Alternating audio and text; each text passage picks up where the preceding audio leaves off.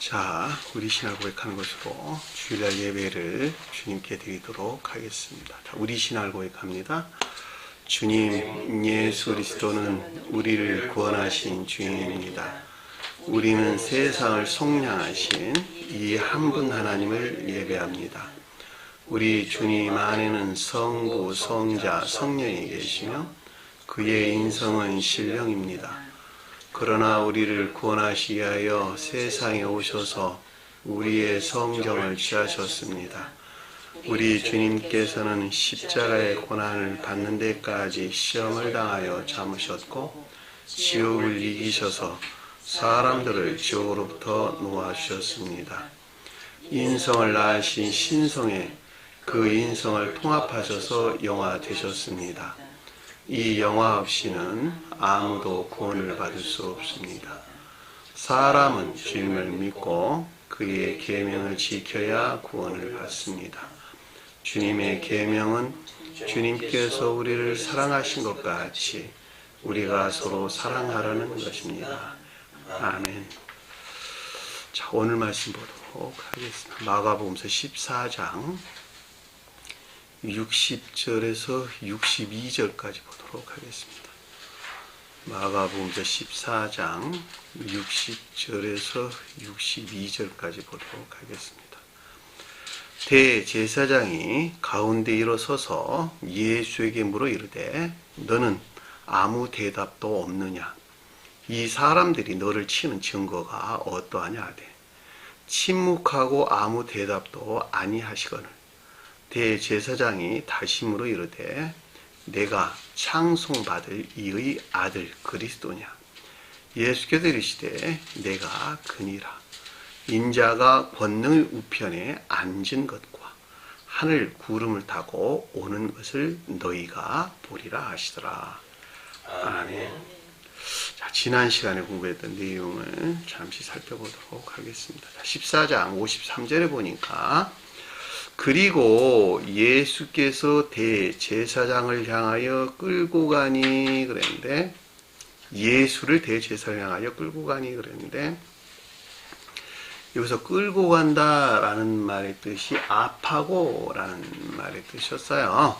압하고라는 말은 먼 곳으로부터 인도한다, 안내하다, 이끌어가다 이런 말의 뜻이에요. 그러니까 여기서 지금 대제사장이 누구라 그랬죠?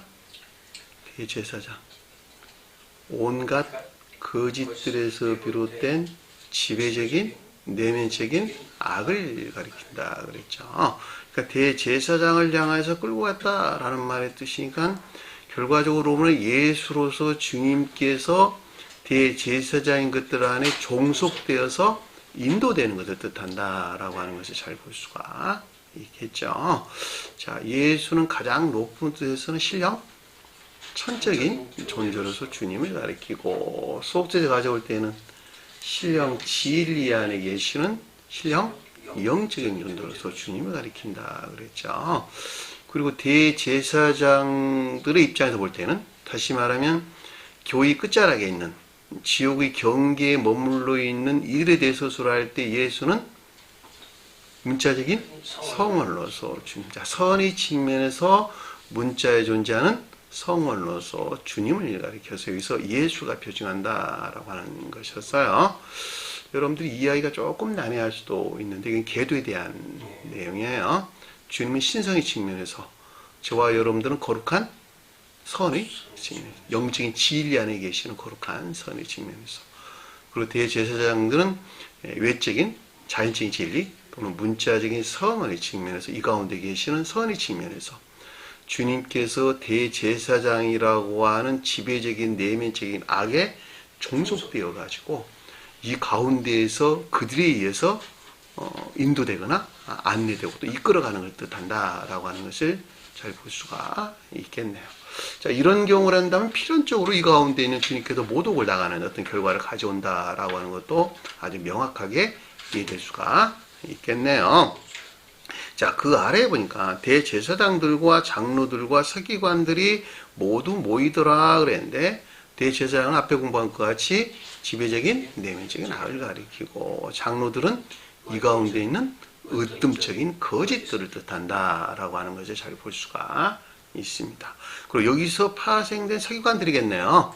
거짓들 안에 지금 주님이 속박되어 있는 상태를 뜻한다라고 하는 것을 잘 볼 수가 있습니다. 자, 54절 보니까 베드로가 멀찍이 그를 뒤따라 대제사장의 마당의 안까지 들어가서 그랬는데 베드로는 뭘 가리킨다고? 믿음 가리킨다라고 하는 것을 잘 볼 수가 있겠고, 자, 일반적으로는 믿음을 가리키고 중생의 노정에 대해서 서술할 때에는 이에 속한 믿음을 가리킨다 그랬죠. 자, 베드로에게 시몬이라는 별명을 더 붙였을 때에는 의지에 속한 믿음을 가리킨다라고 하는 것을 잘 볼 수가 있습니다. 여기서는 지금 중생의 노정에 대해서 서술하는 것이 아니라 대제사장의 측면에서 서술한다면 일반적인 믿음을 가리킨다라고 하는 것을 잘 볼 수가 있겠고, 자, 주님으로부터 멀리 떨어졌다라고 하는 것은 믿음이 거의 소멸된 상태로 설명해줬다라고 하는 것을 잘 볼 수가 있겠죠. 자, 이 상태에 있는 자들은 결과적으로 교회가 종말에 이를 수밖에 없다라고 하는 것도 잘 볼 수가 있습니다. 그런데 그를 뒤따라갔네요. 자, 주님을 뒤따라갔다라고 하는 것은 그들의 측면에서 볼 때는 마치 성원이신 주님에서 비롯된 믿음에 속한 믿음의 순종이나 복종하는 삶 가운데 있는 것 같은 것을 뜻한다라고 하는 것을 잘 볼 수가 있습니다. 여기서 뒤따라가다는 말이 아콜루데오라는 뜻인데 길에 함께 서 있다 이런 말의 뜻이에요. 진리 안에서 주님이 함께하고 있는 것 같이 여긴다 이런 말의 뜻입니다. 그런데 어디 있었다고? 대제사장의 마당에 안까지 들어갔다. 그러니까 대제사장에 속한 것들을 우러르는 여기서 나온 자연적인 것들 안에 함께하고 있는 뜻한다라고 하는 것을 잘 볼 수가 있습니다. 머릿속에 그려지나요? 자, 대제사장은 온갖 거짓들에서 비롯된 지배적인 내면적인 악을 가리키는데 여기서 비롯된 자연적인 것들 안에 지금 베드로가 있다 이런 말의 뜻이에요. 베드로는 성원이신 주님을 믿는 자들이죠. 성원이신 주님을 믿는 그 믿음 안에 있는 것들이 이 대제사장이 가리키는 것들에서 비롯된 자연적인 것들 안에 지금 함께하고 있는 상태를 우리에게 설명해 줬다라고 하는 것을 잘 볼 수가 있겠죠. 여기서 마당은 뭘 표징한다? 자연적인 것들을 표징해 준다라고 하는 거예요. 우리가 성막에서 지성소는 천적인 것들을 표징하고 송소는 영적인 것들을 표징하고 뜰은 자연적인 것들을 표징해요. 자, 지성소, 송소, 뜰은 저와 연들을 가져오면 머리, 몸통, 다리. 자, 머리는 천적인 것들, 몸통은 영적인 것들, 다리는 자연적인 것들에 대응하는데 가장 높은 뜻으로 거대 인간, 스베덴 보리사들은 그렇게 설명을 했어요. 거대 인간이란 말로 설명돼서 나왔는데 머리의 지고한 곳에 신령 율법으로도 주님이 좌정하고 계신다. 그것이 신령 율법에 대한 내용이에요. 법계 신령 인성으로서 또는 신령 율법으로서 주님이 을 표징한다라고 하는 것을 잘 볼 수가 있겠고, 머리의 지고한 곳에, 지성소의 지고한 곳에 계시는 주님으로부터 머리를 통해서 천적인 것들을 통해서 영적인 것들을 들어오고 영적인 것들이 어디? 자연적인 것들이 흘러내려와 이 가운데 있는 모든 것들을 하나 되게 한다라고 하는 걸 잘 볼 수가 있겠죠. 근데 그 지성소라고는 그 자리에 누가 대신 찾아오고 있는 거예요? 지금 여기서는 대제사장이 그 자리를 차지하고 있다는 말이에요. 그러니까 여기서 나와서 장로들을 거쳐가지고 서기관들이라고 하는 데 흘러내려와서 궁극적으로 자연적인 모든 것들을 지금 종속시키고 있다라고 하는 거예요. 이렇게 보니까 베드로가 당연히 주님으로부터 멀리 있을 수밖에 없는 것이고, 그럼에도 불구하고 그 자신들은 어떻게 생각하고 있다? 주님에게 따르는 순종이나 복종 가운데 있는 것을 여긴다라고 하는 것을 잘 볼 수가 있겠죠. 누가 그러고 있는 거예요? 우리가요. 그렇죠. 교회가 종말에 이른 자들이 이 가운데 있다 이런 말이 되죠.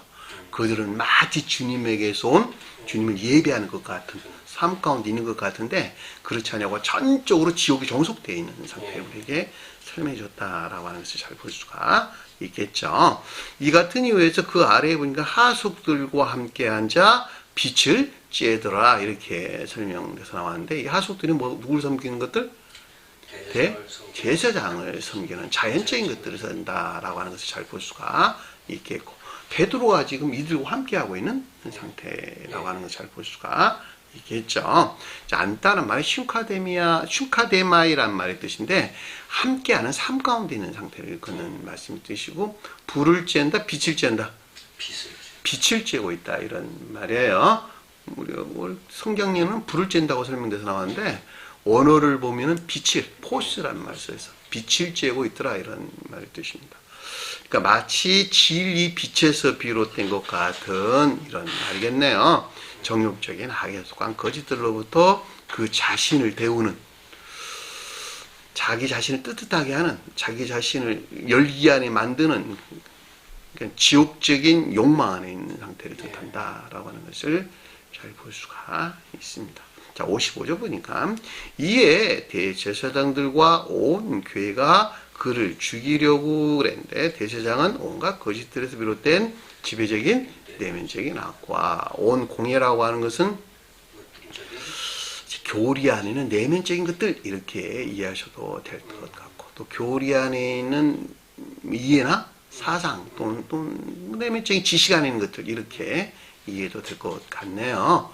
왜냐하면 고기라고 하는 것이 그들의 뭐예요? 의결기관, 아주 중요한 사람들이 모여서 어떤 일들을 결정하는 의결기관인데, 그게 공예라는 말로 설명돼서 나왔다는 말이죠. 유대교회의, 그러니까 그는 교리 안에는 중요한 것들, 교리 안에는 내면적인 기억지 이렇게 설명해서 상관이 없었겠고, 이해나 사상 안에는 또는 지식 안에 있는 것들 이렇게 설명해서 상관이 없을 것 같아요. 자, 교리에 속한 중요한 이해나 사상 또는 이것들에 속한 지식들로부터 그를 죽이려고 했다 이랬으니까는 선의 측면에서 성원이신 주님이죠. 선의 측면에서 성원이신 주님에서 비롯된 자연적인 것들을 말살시키려는 것을 뜻한다라고 하는 것을 잘 볼 수가 있습니다. 자, 주님이 자연적인 사람에 대해서 가져올 때에는 신성의 측면에서 신령 선안에 있어야 될 것들을 말살시키려는 계속적인 상태, 이런 말로 설명될 수 있겠고, 또 저와 여러분들에게 가져올 때에는 거룩한 선의 측면에서 자연적인 것들을 말살시키려는 상태를 가리킨다라고 하는 것을 잘 볼 수가 있습니다. 다시 말하면 중생의 이르기 이전에는 모두가 다 이 가운데 있다 이런 말의 뜻이고, 대제사장들의 입장에서 볼 때는, 그들의 측면에서 볼 때는 문자에 존재하는 선의 측면에서 주님에 대해서 이 같은 상태에 있다 이런 말의 뜻이기도 해요. 자, 그 아래 보니까 예수를 칠 증거를 찾아도 발견하지 못하니 이런 말의 뜻이네요. 성경 말씀하고 조금 차이가 나죠? 틀리네요. 이게 제가 여러분들이 설명드린 내용은 원어를 직역해서 여러분들 말씀드리는 거예요. 요거는 지금 개정개혁 성경이고, 제가 여러분들이 설명드리는 내용은 원어를 직역한 것이기 때문에 차이가 조금 난다는 거예요. 개정개혁 성경 가지고는 설명이 안 돼요. 원어를 가지고 제가 설명을 드린 것이니까 조금씩 차이가 난다는 것을 여러분들이 아셨으면 좋을 듯 싶네요. 예수를 친다 그랬으니까 거룩한 선의 측면에서 사람의 아들로서 이런 말이겠네요.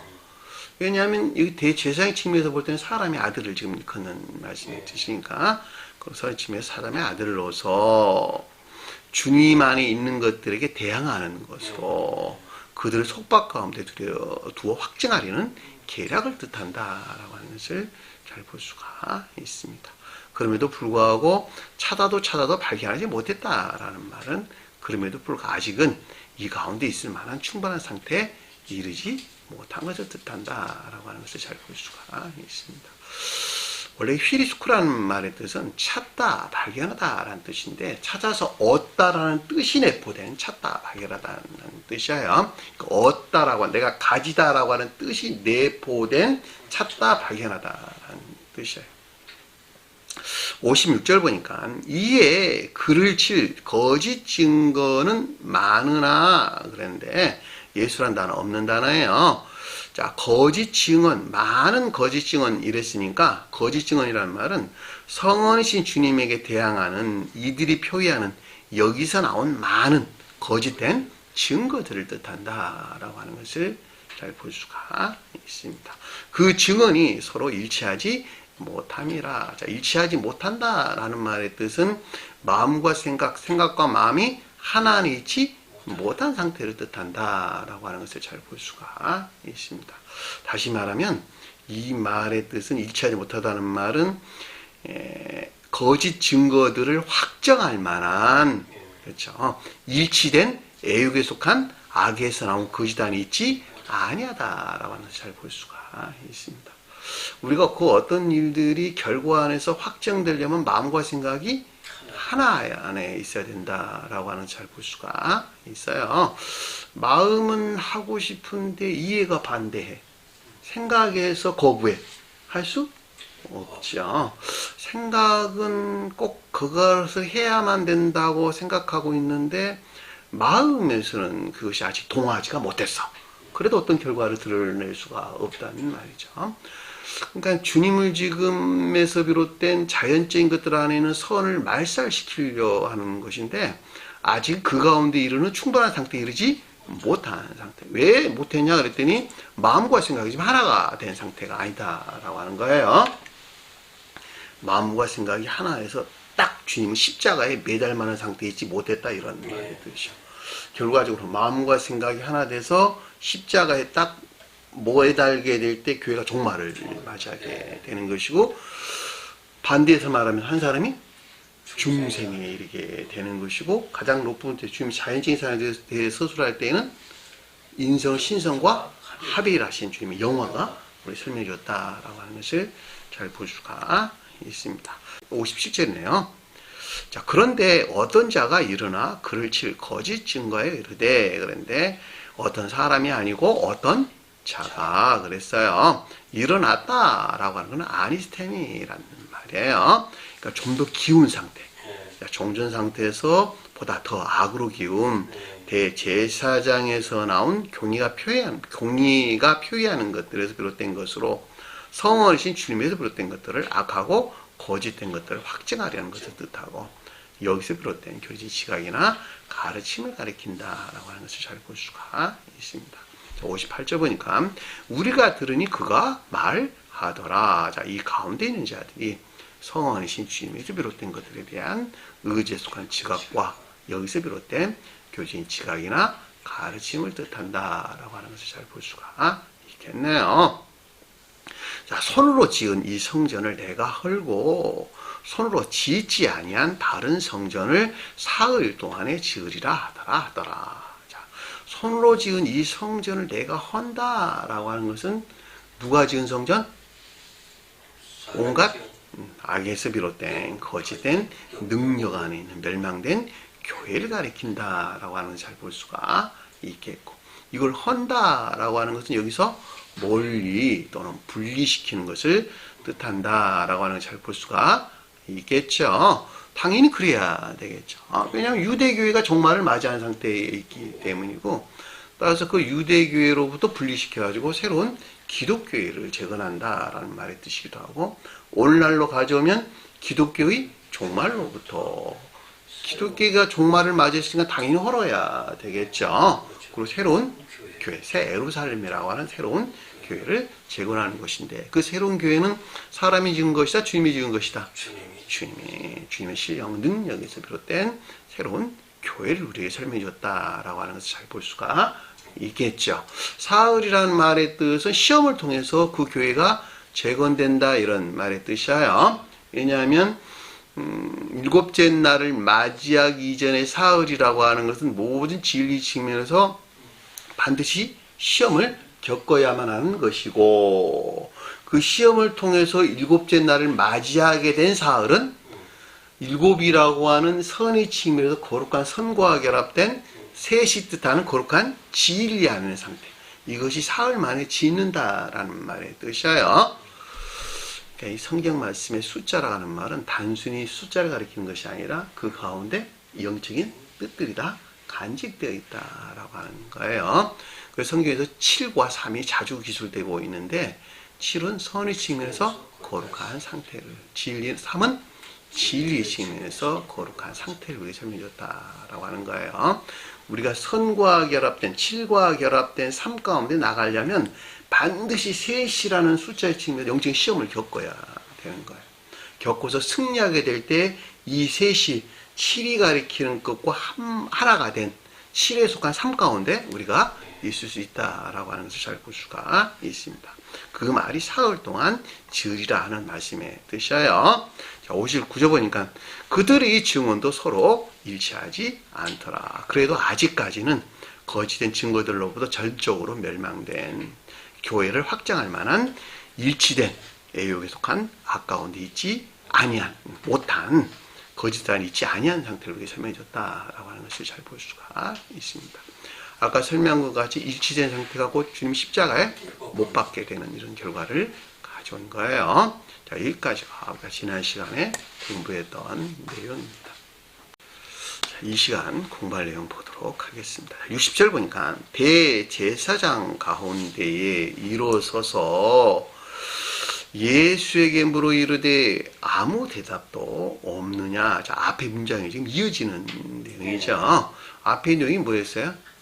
사람 손으로 지은 건물을 헐고, 성전을 헐고, 내가 사흘 동안 다시 지으리라, 이렇게 지금 말씀이 있었고, 그 연장성산에서 지금 계속되고 있는 내용인 것을 잘 볼 수가 있겠죠. 그러니까 앞에서 손으로 지은 건물을 헐고, 그리고 사흘 만에 다시 진다는 가르침에 대한 영적인 뜻을 여러분들이 가져와야 돼요. 아, 그 내용이 무엇인가라고 하는 제가 설명을 드린 거예요. 그랬더니 그 아래 보니까 대제사장 가운데에 일어서서란 뜻이었어요. 대제사장이 온갖 거짓들에서 비롯된 지배적인 내면적인 악을 가리킨다고 그랬어요. 지배적인 내면적인 악이라는 말은 마음의 중심을 잡고 있는 내적인 악이에요. 이 악에서 나와 그 어떤 것들을 지배하고 통치하고 있다, 이런 말의 뜻이에요. 근데 그것이 온갖 거짓들에서 비롯됐다라는 말은 고유 속성 안에서 나왔다, 그런 말이 아니고 후천적으로 터득된 어떤 지식들이 있었는데 이 지식들에서 만들어낸 악이었다, 이런 말의 뜻이에요. 이 가운데에서 어떤 것들이 일어났다, 이 가운데 일어섰다는 말이 아니템이라는 말의 뜻인데, 선한 뜻에서는 죄고 고향됐다, 이런 말의 뜻인데 여기서는 반대로 지금 향해 있는 것을 가리킨다라고 하는 것을 잘 볼 수가 있겠죠. 그러니까 결과적으로 보면 온갖 거짓들에서 비롯된 지배적인 악으로부터 더 악으로 기울었다, 이런 말의 뜻이에요. 종전 상태보다 더 악으로 기울어져서 여기서 그 어떤 것들이 비롯됐다라고 하는 것을 잘 볼 수가 있습니다. 이 말은 정반대로면 한 사람은 이 대제사장이 가리키는 상태에서 멀어지는 것을 향해서, 신성을 향해서 또는 주님을 향해서 나가는 결과를 가져오는 것이고, 대제사장 입장에서 볼 때는 주님으로부터 그만큼 멀어져서 지옥으로 그만큼 향해 나가는 상태로 우리에게 설명해 줬다라고 하는 것을 잘 볼 수가 있겠죠. 그리고 그 아래 내용이 뭐냐 그랬더니 예수에게 물어 이르되 그랬는데, 이 묻다는 말이 에페로타오라는 뜻이에요. 에페로타오. 에피와 에로타오가 결합된 말인데 질문하다, 요구하다, 이런 말의 뜻입니다. 반대해서 질문했다, 이런 말의 뜻이에요. 반대해서 탐구나 연구가 있었다, 이런 말의 뜻이에요. 에피란 말은 원래 반대라는 뜻이 담겨져 있는 낱말의 뜻이에요. 반대에서 반대로 향해서 나갔다, 이런 반대에 있는 것들을 향해서 반대로 나갔다, 이런 뜻을 담겨져 있는 낱말이 에피라는 말의 뜻이, 원어를 보면. 그러니까 이 말은, 그러니까 예수를 물었다는 말은 거룩한 선의 측면에서 사람의 아들로서, 이런 말이겠네요. 사랑의 아들로서 주님에 대한 것들에 대해서 반대해서, 적대해서 탐구나 연구가 있었다, 이런 말의 뜻인 것을 잘 볼 수가 있습니다. 자, 주님에 대해 서술할 때는 신성의 측면에서, 신령 선의 측면에서 그 같은 상태를 죄와 염려를 가져온다면 거룩한 선의 측면에서 이 같은 상태를 가리킨다라고 하는 것을 잘 볼 수가 있겠죠. 왜냐하면 이 같은 일들은 그 사람이 가지고 있는 마음의 성품, 생명의 성질에 일치해서 그 어떤 것들을 지금 드러내기 때문에 이 같은 일이 일어난다라고 하는 것을 잘 볼 수가 있겠죠. 자, 이르다라는 말은 교리적인 지각이나 가르침, 레고가 가리키는 교리적인 지각이나 가르침을 뜻한다라고 하는 것을 잘 볼 수가 있습니다. 그랬더니 그 아래 보니까 뭐라고 설명이 나왔냐 그랬더니 아무 대답도 없느냐라고 하는 거예요. 아무 대답이 없었다라고 하는 것을 잘 볼 수가 있겠죠. 대답은 뭘까? 아포크리노마이. 분별이나 판단. 분별이나 판단을 일컫는 말씀에 뜻이에요. 그러니까 대답이 없다라고 하는 것이니까 그러나 사람의 아들로서 성원이신 주님에게서 비롯된 그 어떤 것들이나 분별이나 판단이 있었다 없었다? 없었다라고 하는 것을 잘 볼 수가 있습니다. 탐구나 연구가 있었는데 주님에게서 비롯된 그 어떤 분별이나 판단이 없었다라고 하는 거예요. 그러니까 주님에게서 비롯된 분별이나 판단이 없었다라고 하는 것은 반대로 말하면 그 자신이 주님에게서 비롯된 것 같은 분별이나 판단이 있었던 것 같은 상태에 있게 되는 것을 뜻한다라고 하는 것도 거꾸로 가져오면 이 같은 결과를 가져오는 거예요. 교회가 멸망된 사람들은 다 그 가운데 있단 말이에요. 그들 스스로는 오직 주님에게서 비롯된 어떤 분별이나 판단이 있는 것으로 여긴단 말이에요. 그럼에도 불구하고 전적으로 주님에서 비롯된 것이 아닌 그 자신에게서 나온 이 같은 상태를 우리에게 설명해 준다라고 하는 것을 잘 볼 수가 있단 말입니다.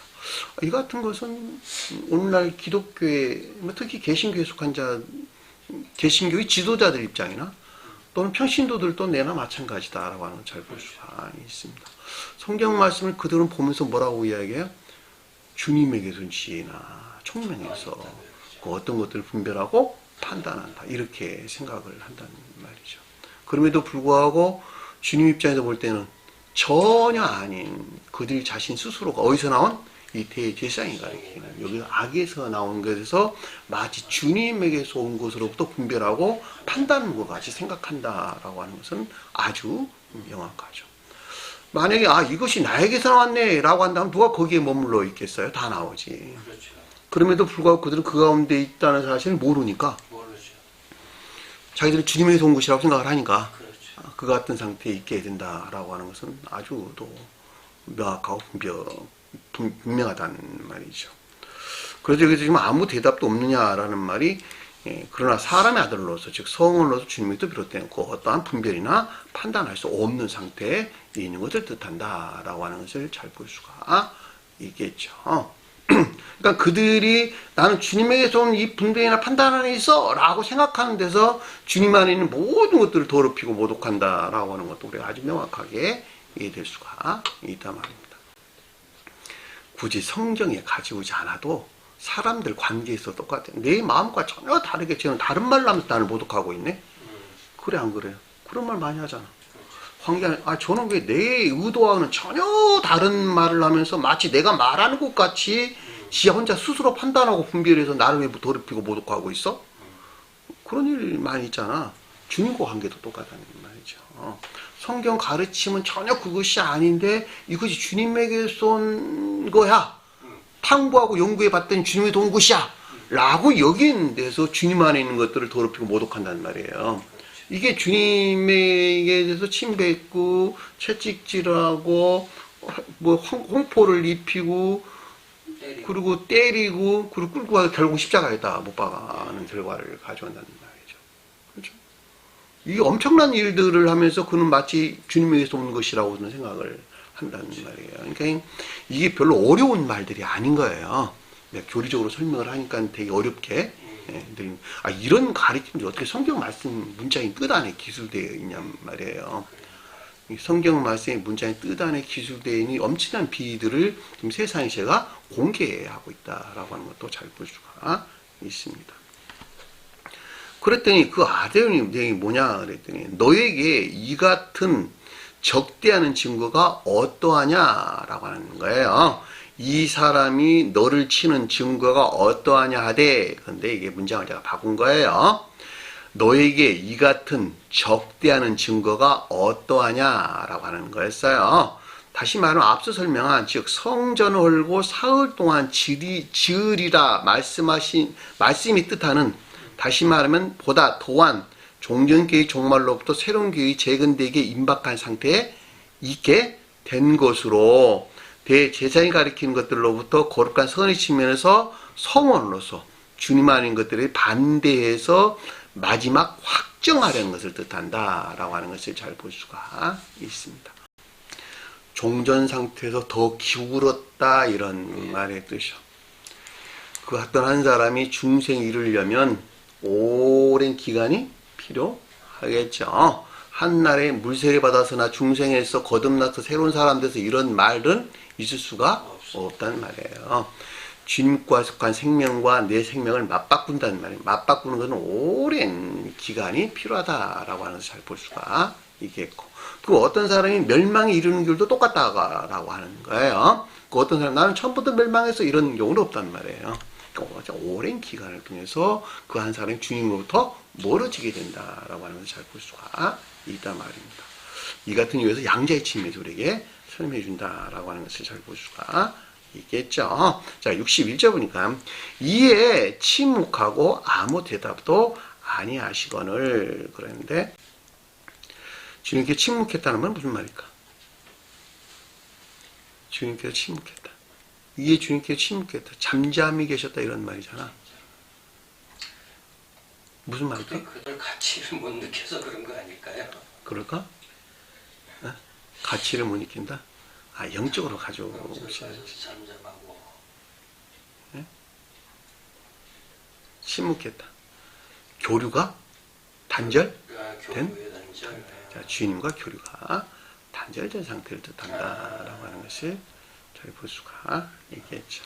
자, 성원으로 주님과 이들과 어떻게 교류가 단절된 상태를 뜻한다라고 하는 것을 잘 볼 수가 있습니다. 그럼에도 불구하고 그들은 그렇게 생각할까요? 안 할까요? 안 하죠. 그들은 결코 생각을 안 하는 것이죠.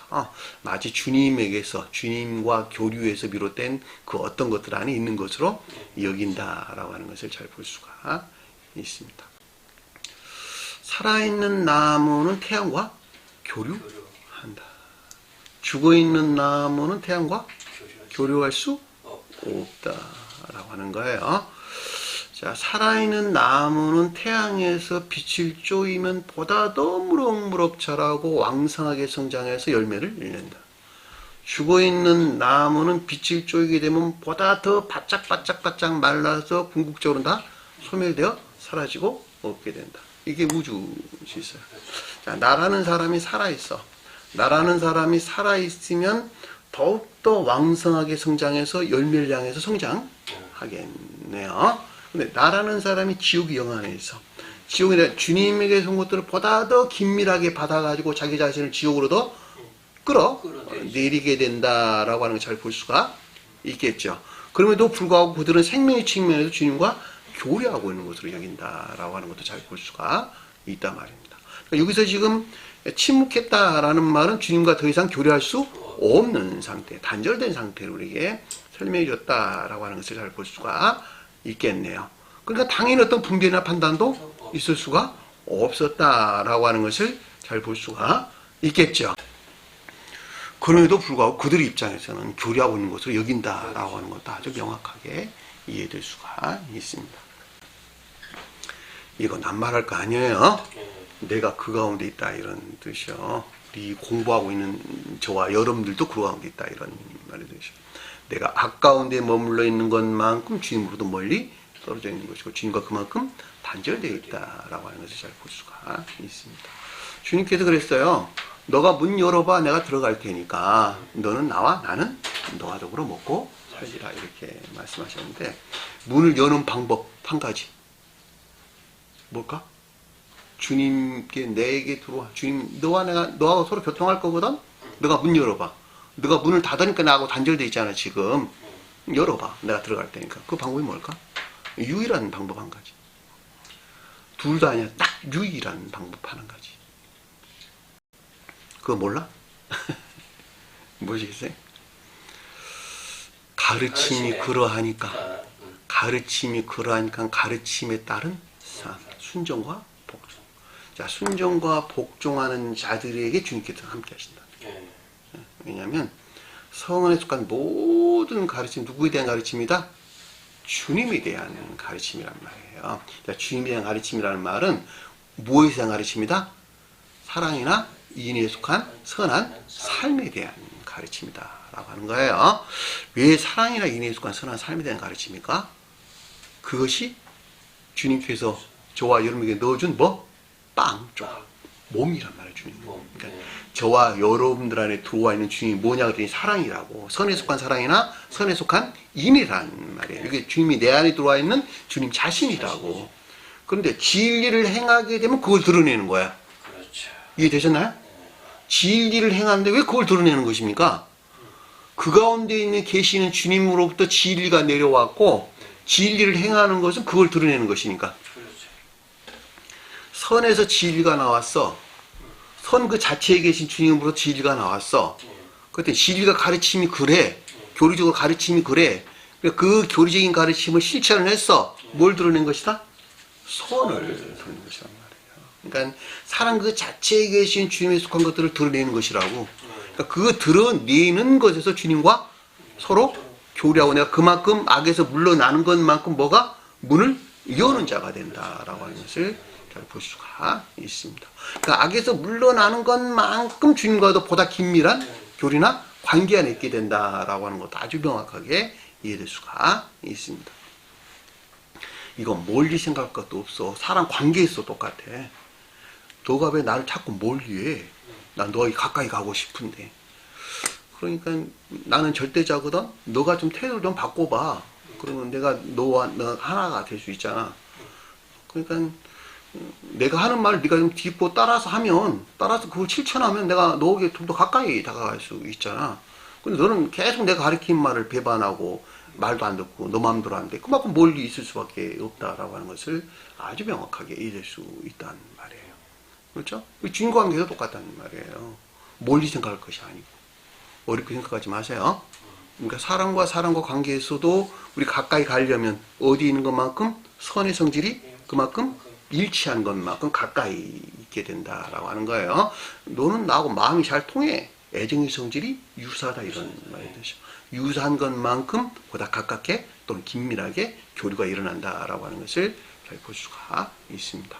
이렇게 놓고 보면 대제사장으로부터는 결코 여기서 말하는 대제사장들로부터는 결코 교류가 있을 수 없고 주님에게서 비롯된 어떤 분별이나 판단도 있을 수 없는 상태에 놓일 수밖에 없다라고 하는 것은 너무너무나도 아무라도 다 알 수 있는 내용이다라고 하는 것을 잘 볼 수가 있단 말입니다.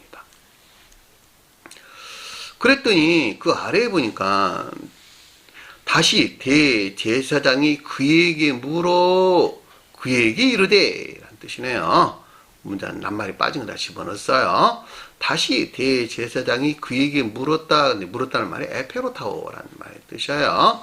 자, 그럼에도 불구하고 대제사장이 가리키는 온갖 거짓들에서 비롯된 지배적인 악에서 나온 것으로 그에게 물었다라는 말은 거룩한 선의 측면에서 성언식, 주님에서 비롯된 것들에 대한 계속적인 또는 적대하는 계속적인 탐구나 연구가 있는 것을 뜻한다라고 하는 것을 잘 볼 수가 있겠죠. 여러분들이 기억할 것은 제가 설명드린 것 같이 이 대제사장이 가리키는 이 가운데 있는 자들은 그들 스스로는 주님에게서 비롯된 관계 안에서 또는 교류나 여기서 나온 분별이나 판단로부터 어떤 연구나 탐구가 있는 것으로 여긴다라고 하는 거예요. 가져와야 돼요. 그에게 이르되 성원이신 주님에 대한 교리적인 지각이나 가르침을 뜻한다라고 하는 것을 잘 볼 수가 있습니다. 내가 찬송받을 아들 그리스도이냐라고 하는 거예요. 문장이 좀 바뀌었나요? 내가 찬송받을 아들 그리스도이냐라고 하는 거예요. 주님께서 찬송받는다는 무슨 말일까? 축복받을, 찬양받을 이런 말의 뜻이네. 성원한 삶에 속한 예배.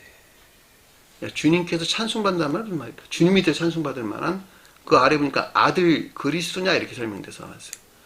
그리스도가 뭐예요? 그리스도가 신령 진리로서 신령 진리로서 주님이다. 그리스도란 말이 무슨 뜻이에요? 원래가 기름 부음을 받은 자. 기름 부음을 받은 자. 받은 자. 자, 기름 부음을 받았다는 말은 무슨 말일까? 진리가 신령 선과 합일된 상태. 오케이. 예. 자, 기름이란 말은 무슨 말일까? 성경에서 기름. 우리 자매님. 사랑. 선을 가리킨다. 진리가 애쓰고 수고해서 만들어낸 손. 사랑. 그 성경에서 기름이란 말의 뜻이에요. 자, 진리가 애쓰고 수고해가지고 주님에게서 온 선, 그 사랑을 만들어냈어. 만들어냈으니까 진리가 그 가운데 있겠네. 그쵸? 그렇죠. 자, 진리가 기름 부음을 받았다라는 말은 진리 안에는 모든 것들이 주님에게서 내온 기름이라고 하는 선 안에 있어, 사랑 안에 있어, 이런 말이네.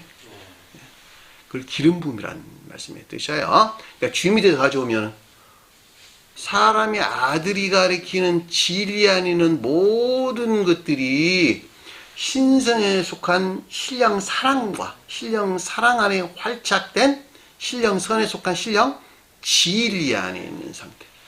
이것을 말했듯이 그리스도란 말의 뜻이에요. 그런데 아들이란 말이에요. 아들 그리스도냐라는 말의 뜻은 신령 인성 안에 계신 주님에 대해 설명해 줬다라고 하는 것을 잘 볼 수가 있다 말입니다. 그러니까 너가 그러니까 찬송받을 만하다는 말은 영화되신 상태를 우리에 설명해 줬다라고 하는 것을 잘 볼 수가 있겠죠. 자, 교리적인 가르침에 대한 것으로 온 인류를 구원할 목적에서 스스로 허용하신 것에서 인간 속성을 입으시고 신령 진리에 대하여 자초하여 시험을 겪으시고 영화 대신 신령 인성에 속한 신령 진리로서 주님을 뜻한다라고 하는 것을 잘 볼 수가 있겠죠. 대제사장이 이걸 알았을까 몰랐을까?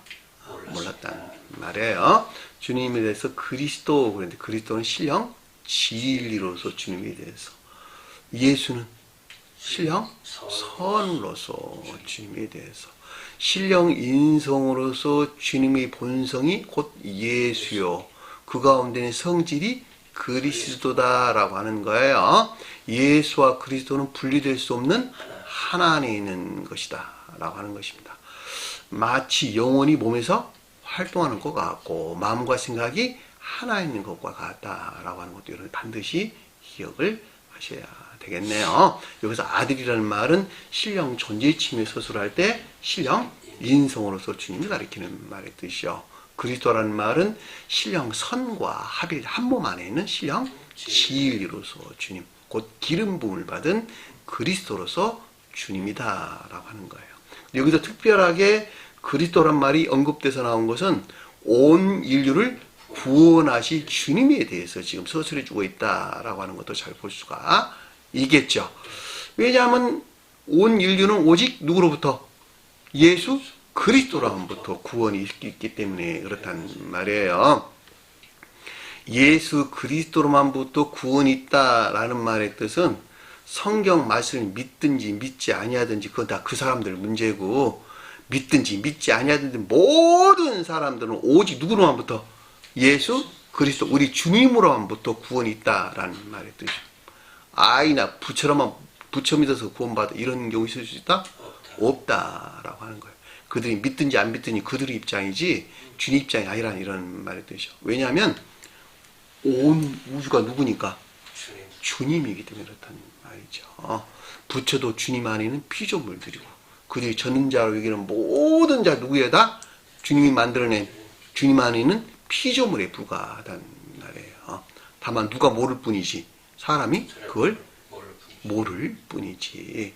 그죠? 오직 구원은 천지의 한 분 하나님으로서 예수 그리스도신 우리 주님으로부터 있다라고 하는 것을 반드시 기억을 하셔야 될 것입니다.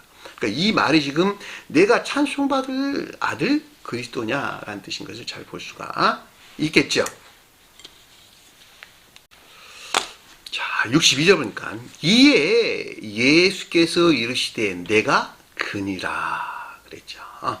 이에 예수께서 이르시되 이르다는 말이 에이폰을 일컫는 말씀의 뜻으로 내면적인 지각을 일컫는 말씀의 뜻이네요. 예수는 누구? 신령 천적인 존재로서 주님을 속되게 가져올 때는 신령 진리 안에 계시는 신령 영적인 존재로서 주님에서 비롯된 에이폰을 가리키는 내면적인 지각으로 내가 그이라 라는 말은 아들 그리스도로서 주님이 표기하는 이 신령 비에 비한 누구? 주님의 확증 신령 확증을 뜻한다 라고 하는 것을 잘 볼 수가 있습니다. 다시 말하면 온 인류의 구원은 이 땅에 오셔서 스스로 허용하신 것에서 인간 속성을 입으시고 이 가운데 있는 모든 것들을 지옥으로 멸하시고 최종적으로 인성을 신성과 합일하신 그리스도로서 주님으로만부터 구원이 이루어진단다 라고 하는 주님의 확증, 신령 확증을 뜻한다 라고 하는 것을 잘 볼 수가 있단 말입니다. 앞에 아들 그리스도라고 언급된 것은 아들은 앞에 설명한 것 같이 아버지 측면에서 아들을 가리키는 말의 뜻이기 때문에 신령 존재에 속한 신령 지혜 안에 있는 신령 인성으로서 주님이 대해 서술해줬다라고 하는 걸 잘 볼 수가 있겠고 이 신령 인성 안에 계시는 주님에게서 발출된 신령 진리로부터 온 인류의 구원이 성취된다라고 하는 주님의 신령 확증을 우리가 설명해줬다라고 하는 것을 잘 볼 수가 있단 말입니다. 우리 공부했어요. 오직 천지의 한 분 하나님으로 주님만 시인할 것과 이분 주님, 그 신령 인생에 속한 신령 생명이 새겨져 있는 성언의 가르침에 일치된 삶 가운데 있는 자들만이 구원을 받는다라고 하는 거예요. 그 성언에 일치된 삶이라고 하는 것이 뭐였었어요? 사랑에 속한 선한 삶과 인에 속한 선한 삶을 우리에게 설명해 줬다라고 하는 것을 잘 볼 수가 있겠죠. 혹시고 하나님 사랑과 이웃사랑이요 십계명의 본질이다라고 하는 것을 잘 볼 수가 있습니다. 그러니까 성원 밖에 있든지 성원 안에 있든지 상관하지 아니하고 온 인류의 구원은 누구? 오직 그리스도로 주님으로부터 구원이 있는다라고 하는 주님의 확증을 뜻한다라고 하는 것을 잘 볼 수가 있습니다. 그랬더니 그 아래에 보니까 사람의 아들이 권능자의 우편에 앉은 것과 하늘 구름을 타고 오는 것을 보리라 하시라. 자, 사람의 아들은 누구가? 신령 인성 안에 계신 신령 진리로서 주님. 자, 사람의 아들 그랬는데 그리스도와 조금 차이가 나는 것은 사람의 아들은 스스로 허용하신 것에서 인간 속성을 입으신 이런 뜻이에요. 스스로 허용하신 것에서 인간 속성을 입으시고 시험을 통해서 영화되신 신령 인생에 속한 신령 진리 안에 계신 주님에 대해서 인자라는 말의 뜻이에요. 사람의 아들이라는 말에 가르치는 것을 잘 볼 수가 있겠고 우편에 앉는다는 말은 무슨 말일까? 선에 속한 능력 안에 있는 상태. 그쵸. 신령 존재에 속한 신령 선 안에 있는 주님이 뜻한다라고 하는 것을 잘 볼 수가 있습니다. 성경에서 우편과 좌편으로 구분돼서 나오죠. 우편은 선에 대해서 서술해주고 좌편은 진리에 대해서 서술해준다라고 하는 거예요. 주님의 우편에 있는 자들은 믿음이 어디? 선 안에 있는 자들을 가리키는 말의 뜻이고 주님 좌편에 있는 자들은 믿음이 진리 안에 있는 자들에 대한 설명이다라고 하는 것을 잘 볼 수가 있습니다. 성경에서 우편과 좌편은 내 뜻이 아니요 너희들에게 달려있다라는 말은 너희가 그 애정의 성질이 어디 있냐에 따라서 어떤 사람은 믿음이 선 안에 있고 어떤 사람은 믿음이 진리 안에 있다라는 말의 뜻인 것을 잘 볼 수가 있겠죠. 누구 문제다? 주님 문제다? 나 문제다? 그 사람의 애정의 성질이 일치한다라고 하는 주님 우리가 저수생 가서 하나는 주님 우편에 하나는 좌편에 앉게 해주세요 그랬더니 주님께서 야 이건 내 뜻이 아니야 너희들 뜻이야 이놈들아 왜 나한테 묻고 그래 이랬단 말이에요. 그 말이 그 뜻이에요. 너가 애정의 성질이 어디냐에 따라서 믿음이 선할 수 있고 믿음이 진리할 수 있다는 말이에요. 이런 말의 뜻이에요. 믿음이 선하였다는 말은 믿음이 사랑에 속한 선 안에 있다 이런 말의 뜻이고, 진리했다는 말은 인에 속한 믿음 안에 있다 이런 말의 뜻이에요. 자, 요 말을 조금 더 넓게 한 사람으로 가자면, 어떤 사람은 의지에 속한 믿음 아닌 자들은 우편에 있는 자들이고, 이에 속한 믿음 아닌 자들은 좌편에 있는 자들이다라고 하는 걸 잘 볼 수가 있겠죠. 자, 의지라고 하는 의지에 속한 믿음 아닌 자들은 성경에서 주님께서 양들 이렇게 설명을 했단 말이에요. 그렇죠? 아, 이들은 믿음이 의지 안에 있는데 이게 인내 안에 있네?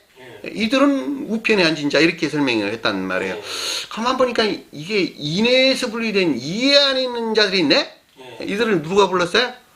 염소라는 말로 설명돼서 나왔다라고 하는 잘 볼 수가 있단 말이에요. 하나는 의지의 측면에서, 하나는 이해의 측면에서 설명해줬다라고 하는 거예요. 왜냐니까 수용 그릇이기 때문에 그렇단 말이에요.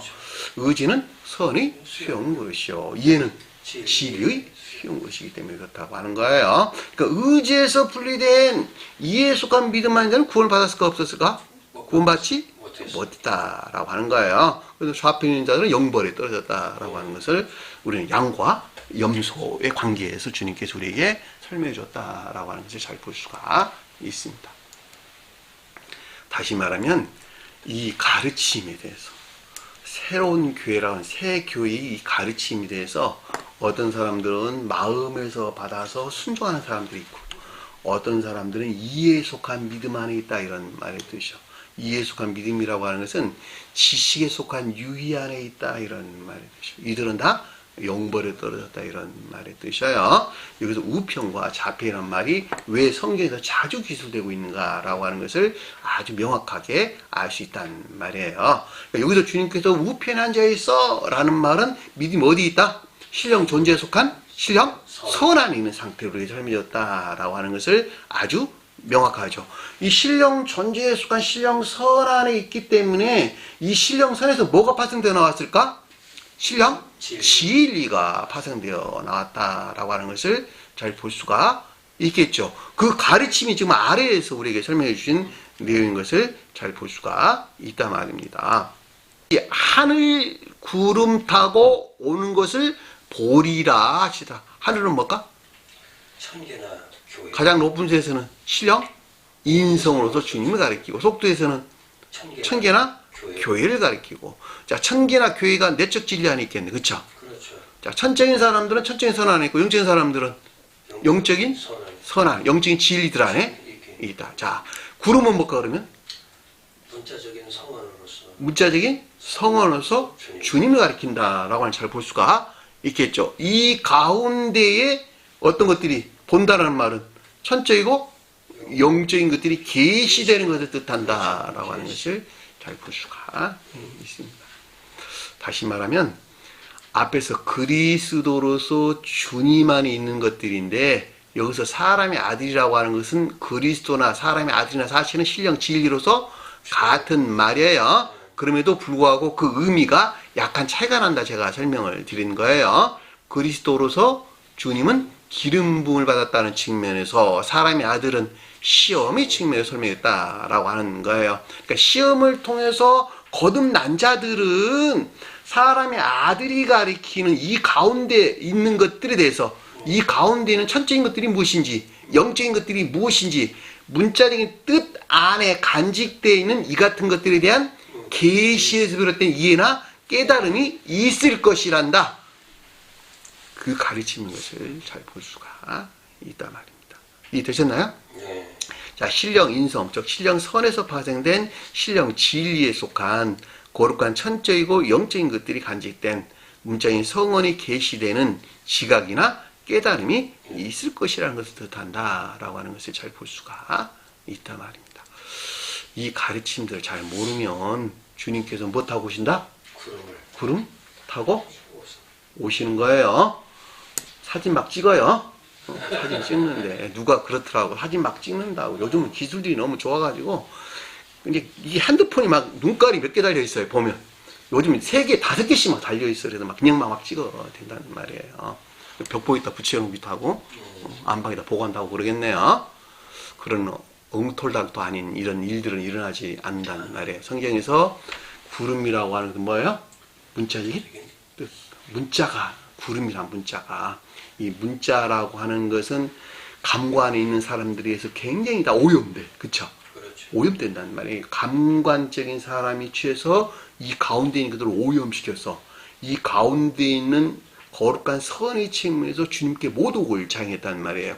이것이 십자가 죽음이 우리에게 설명되었다라고 하는 걸 잘 볼 수가 있겠고, 이 십자가 죽음이라고 하는 것은 영화 대신 주님이 돼서 서술할 때는 신성과 합의를 가리킨다라고 하는 걸 잘 볼 수가 있겠고, 저와 여러분들 가져올 때는 중생에 대응한다라고 하는 걸 잘 볼 수가 있겠죠. 자, 이 가운데 향해서 나가는 자들, 또는 이 가운데 중생한 자들은 문자적인 뜻이라고 하는 이 가운데 간직되어 있는 사람의 아들이 가리키는 주님에게서 비롯된 것들이 무엇인가? 선한 것들이 무엇인가? 진리하는 것들이 무엇인가? 다른 편으로 천적인 것들이 무엇이고 영적인 것들이 무엇인가? 또 다른 편으로 인내하는 것들이 무엇이고 믿음하는 것들이 무엇인가? 이것들을 이해하고 깨닫게 될 것이란다 라고 하는 거예요. 자, 이해하고 깨닫는 것도 두 가지가 있어요. 합리적인 이성에서 이해하고 깨닫는 자, 내가 그 가운데 있어서 그 가운데를 아는 지각 가운데 있는 자, 이 두 부류가 있단 말이에요. 합리적으로 이해하는 데서 그것들을 이해하는 자들은 진정한 뜻에서 주님 성경 말씀이 계시 안에 있다 없다, 계시 안에 있다 있지 못하다, 있지 못하다. 이들은 합리적 이성에서 이해한다 이런 말의 뜻이에요. 그 아까 우리가 공부해서 염소들이었다고 다. 그런데 합리적으로 이해된 그것들을 내가 마음에서 받아가지고 삶 가운데 실천하면서 그 가운데 있는 것들이 무엇인가라고 하는 것을 깨닫는 지각 가운데 나간단 말이에요. 이 말씀의 뜻이 진정으로 여기서 뭐라고? 구름 타고 오는 것을 보리라 라고 하는 말씀의 가르침인 것을 잘 볼 수가 있단 말입니다. 우리는 반드시 후자 안에 나가야 돼요. 자, 전자 안에 있는 자들은 궁극적으로 주님을 배반한 누구 된다? 베드로가 된단 말이에요. 이들은 교회가 멸망에 이를 수밖에 없다라고 하는 것도 반드시 기억을 하셔야 될 것입니다. 오늘 주신 말씀 마음속에 깊게 새기시고 한 주간을 승리하는 저와 여러분들에게 간절히 축원합니다. 자, 주기도문 하는 것으로 공부를 마치도록 하겠습니다. 하늘에 계신 우리 아버지, 이름을 거룩히 여김을 받으시오며 나라의 마옵시며 뜻이 하늘에 있는 것 같이 땅에서도 이루어지리라. 오늘날 우리에게 일용할 양식을 주옵시고 우리가 우리에게 죄진 자를 사준 것 같이 우리 죄를 사하여 주옵시고 우리를 시험에 들게 하지 마옵시며 다만 악에서 구하옵소서. 나라와 권세와 영광이 아버지께 영원히 쌓옵나이다. 아멘.